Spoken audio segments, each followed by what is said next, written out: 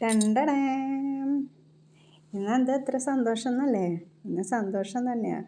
കാരണം ഞാൻ മധുരവുമായിട്ടാണ് വന്നിരിക്കുന്നത്. ഇന്ന് ഓണസദ്യയുടെ മധുരം ഇരട്ടിയാക്കുന്ന പായസമായിട്ടാണ് വന്നിരിക്കുന്നത്. ഇന്ന് ഞാനിവിടെ ഉണ്ടാക്കുന്നത് പരിപ്പ് പായസമാണ്. നിങ്ങൾ എൻ്റെ വീഡിയോ സബ്സ്ക്രൈബ് ചെയ്യാനും ലൈക്ക് ചെയ്യാനും മറക്കരുത്. ഇതൊരു കൊച്ചു ടിപ്പാണ് ഞാനിപ്പോൾ ഇവിടെ കാണിക്കുന്നത്. ഏലക്ക നമ്മൾ തീ വയ്ക്കുമ്പോൾ തന്നെ അതിൻ്റെ അരിയത്തിട്ടാൽ നന്നായി പൊടിഞ്ഞ് കിട്ടും. ഇപ്പം ഞാൻ പരിപ്പ് വറുത്തെടുക്കുകയാണ്. 1 കപ്പ് പരിപ്പാണ് ഞാനിവിടെ എടുത്തിരിക്കുന്നത്. പരിപ്പ് ഗോൾഡൻ ബ്രൗൺ നിറമാകുന്ന വരെ നമ്മളൊന്ന് വറുത്തെടുക്കണം. നല്ല മണം വരുമ്പോൾ നമുക്ക് നിർത്താം. അതിന് ശേഷം കഴുകി വൃത്തിയാക്കി ഒരു കുക്കറിലേക്ക് ഇട്ട് അത് 1 കപ്പ് വെള്ളം ഒഴിച്ച് കുക്കർ നന്നായി വിസിലടുപ്പിച്ചെടുക്കണം. തേങ്ങയുടെ 2 പാലുകളാണ് ഞാനിവിടെ മാറ്റി വെച്ചിരിക്കുന്നത്. 2ാം പാലിലേക്കാണ് ഞാനിപ്പോൾ ശർക്കര ഇട്ട് കൊടുക്കുന്നത്. 2ാം പാലിൽ ശർക്കര ഉരുക്കിയെടുക്കണം. അതിന് ശേഷം ഒരു പാത്രത്തിലേക്ക് ഞാൻ വേവിച്ച് വെച്ചിരിക്കുന്ന പരിപ്പ് ഇട്ട് കൊടുക്കുകയാണ്.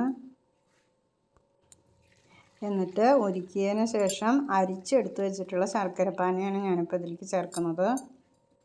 ഇതെല്ലാം കൂടി കുറച്ച് നേരം തിളപ്പിക്കണം. ഒന്ന് കുറുകി വരുന്നത് വരെ തിളപ്പിക്കണം. ആ പരിപ്പിലേക്ക് നമ്മുടെ ശർക്കര ശരിക്കും പിടിച്ചു വരുമ്പോഴാണ് അതിൻ്റെ ആ പായസത്തിൻ്റെ ശരിക്കുള്ള രുചി വരുള്ളൂ. അപ്പോൾ അതുവരെ കുറച്ചൊന്ന് കുറുക്കിയെടുക്കണം.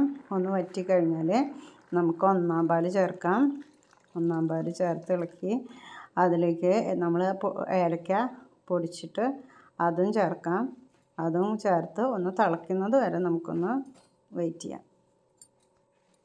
തിളച്ച് കഴിഞ്ഞാൽ ഇതിലേക്ക് തേങ്ങാക്കൊത്ത് നെയ്യിൽ വറുത്തിട്ട് ഇടണം. അണ്ടിപ്പരിപ്പും മുന്തിരിയും വേണമെങ്കിൽ നമുക്ക് അങ്ങനെയും ചേർക്കാം. ഞാനിപ്പോൾ തേങ്ങാക്കൊത്ത് മാത്രമാണ് ഇട്ടിട്ടുള്ളൂ. എൻ്റെ വീഡിയോ ഇഷ്ടമായാൽ ലൈക്ക് ചെയ്യാനും സബ്സ്ക്രൈബ് ചെയ്യാനും മറക്കരുത്. ഇത് നമ്മുടെ 4ാമത്തെ റെസിപ്പിയാണ് കേട്ടോ. Thank you.